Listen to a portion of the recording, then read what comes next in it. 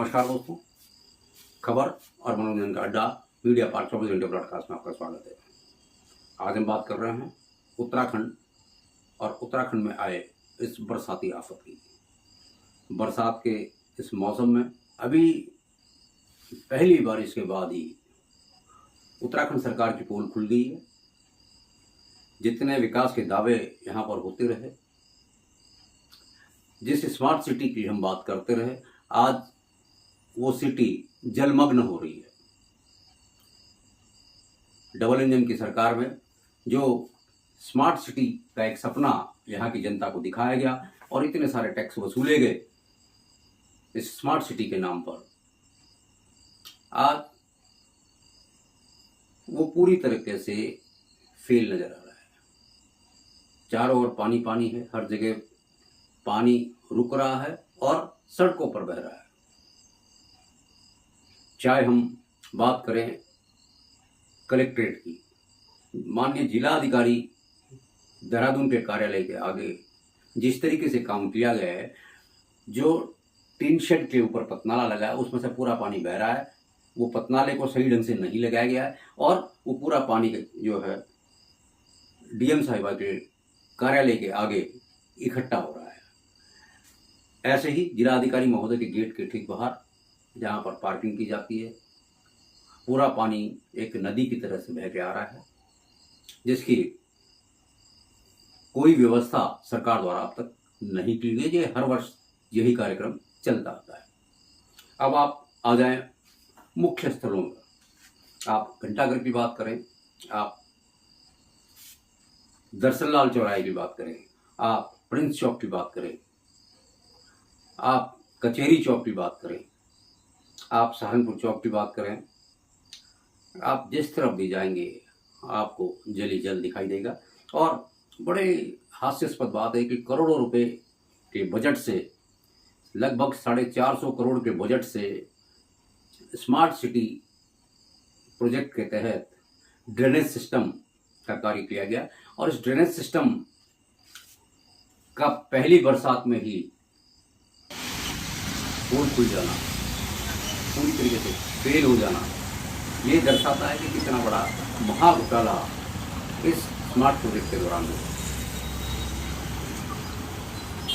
आम जनता की गाड़ी कमाई इस बरसात में स्मार्ट सिटी के कार्यप्रणाली को दर्शाते हुए अपने साथ बहा कर लेगी। प्रदेश के माननीय मंत्रीगण, प्रदेश के माननीय नेतागण, प्रदेश के माननीय अधिकारीगण इस पूरे खेल को खेलते रहे और आज एक बरसात में उनकी प्रगति, उनके विकास की पूरी पोल खोल दी। ये प्रारंभिक दौर है। जुलाई का महीना अभी प्रारंभ ही हुआ है।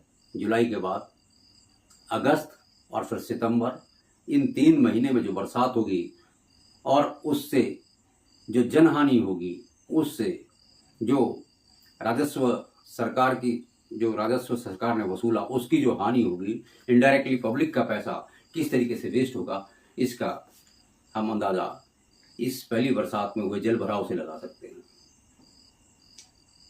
अब बात करते हैं कप्तान साहब के कार्यालय की।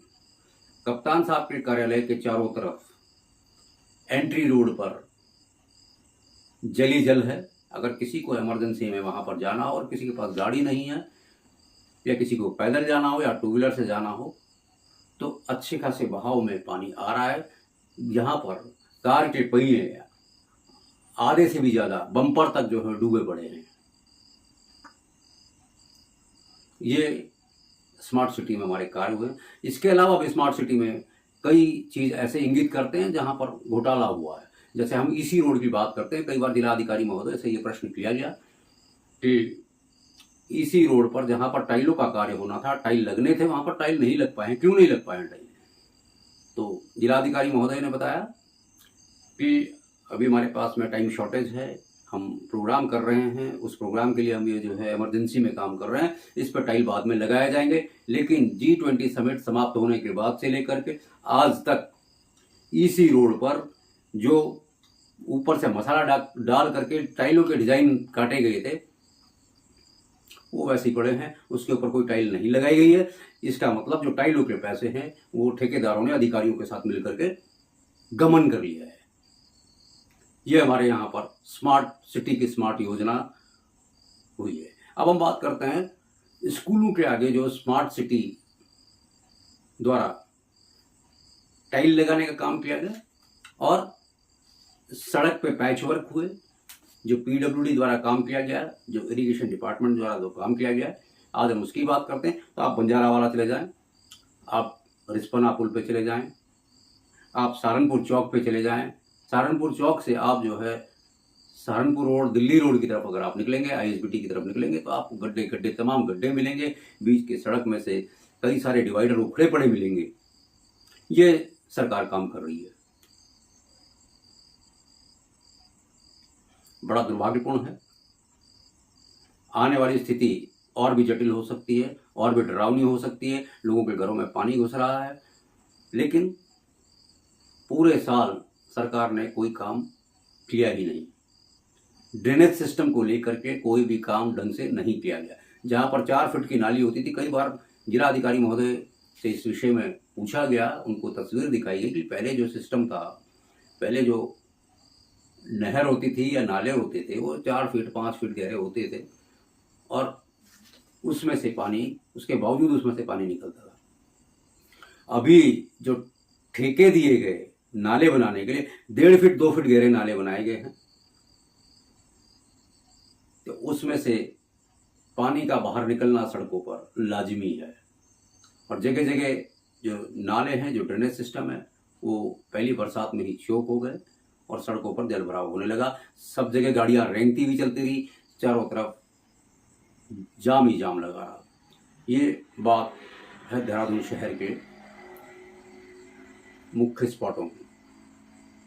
दून अस्पताल चौराहा से लेकर के और चंदन नगर चौक, यानी पूरा कचेरी और डीएम कार्यालय के आसपास का इलाका पूर्ण रूप से जलमग्न नजर आता रहा। उसी के साथ में लगता हुआ डीआईजी और कप्तान साहब एसएसपी कार्यालय, उसके चारों तरफ भी पानी का भराव और पानी अपनी गति से चलता हुआ नजर आया, जिसके लिए सरकार ने अभी तक कोई कदम नहीं उठाए। सरकार बड़े बड़े दावे करती रही, लेकिन उनके एक भी दावे पर सत्यता नजर नहीं आ रही है। ये बात देहरादून शहर की है। यही हाल आप हल्द्वानी का, यही हाल हमारे अल्मोड़ा का, और जो पुल गिर रहे हैं, अल्मोड़ा और रानीखेत जोड़ने वाले पुल गिरा है, उसके अलावा जो लैंडस्लाइड हो रहे हैं, जो पहाड़ में बारिश के रूप में आफत सामने आई है, वो एक गंभीर विषय है। 4 धाम यात्रा जिसकी वजह से रुकनी पड़ रही है, बार बार बोल्डर गिर रहे हैं, पहाड़ों के कटा, इसके लिए जिम्मेदार भी सरकार है, पूर्ण रूप से सरकार जिम्मेदार है। उसका कारण है कि पेड़ों का कटाव, बेतरतीब तरीके से पेड़ों को काटा गया और कई सारे प्रोजेक्ट के नाम पर, विकास के नाम पर, डेवलपमेंट के नाम पर पेड़ काटे जा रहे हैं, जिससे कि मिट्टी अपनी पकड़ छोड़ देती है और लैंडस्लाइड होता है, या वहाँ पर पानी का फ्लो बन जाता है, जिससे मकानें भी बह जाती हैं, पुश्ते भी ढह जाते हैं और कई तरीके की हानियाँ आमजन को भुगतनी पड़ती है। और सरकार एसी कमरे में बैठ करके अपने मीटिंगों के दौर चलाती रहती है। सरकार हो चाहे अधिकारी हो, सिर्फ डिपार्टमेंट के लोगों को इकट्ठा करके मीटिंग करते हैं, उनको निर्देश जारी करते हैं कि आप सतर्क रहिए, आप अपना मोबाइल ऑन करके रखिए, आप ऐसा कीजिए वैसा कीजिए, हम ये करेंगे वो करेंगे, और जमीन पर सिर्फ शिफर नजर आता है।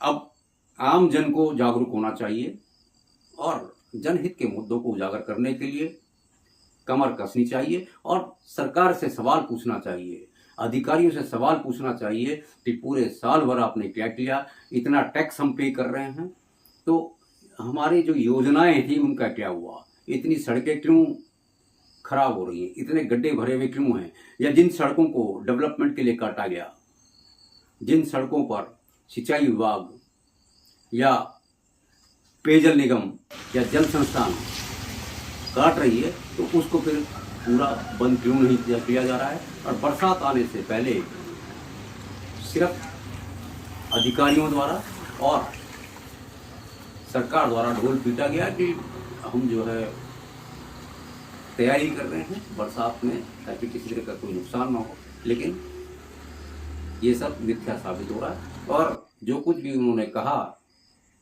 वो एक भी जगह खरा नहीं उतर पाए। ऐसे कई सारे मुद्दे हमारे पास आते रहते हैं। आप हमारे चैनल को लाइक कीजिए, सब्सक्राइब कीजिए, कमेंट कीजिए, शेयर कीजिए और अपने सुझाव हमारे को देते रहिए। और साथ ही अपने क्षेत्र की समस्या, अपने क्षेत्र से जुड़े जो भी घटनाएं हैं, या आप अपने क्षेत्र की रिपोर्टिंग करना चाहते हैं, अपने शहर की रिपोर्टिंग करना चाहते हैं, तो आप हमारे चैनल से जुड़िए, हमसे संपर्क कीजिए, एक जुझारू और जिम्मेदार नागरिक की भूमिका निभाइए।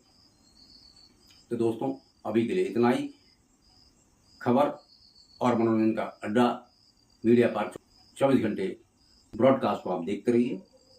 मुझे इजाज़त। नमस्कार। जय हिंद।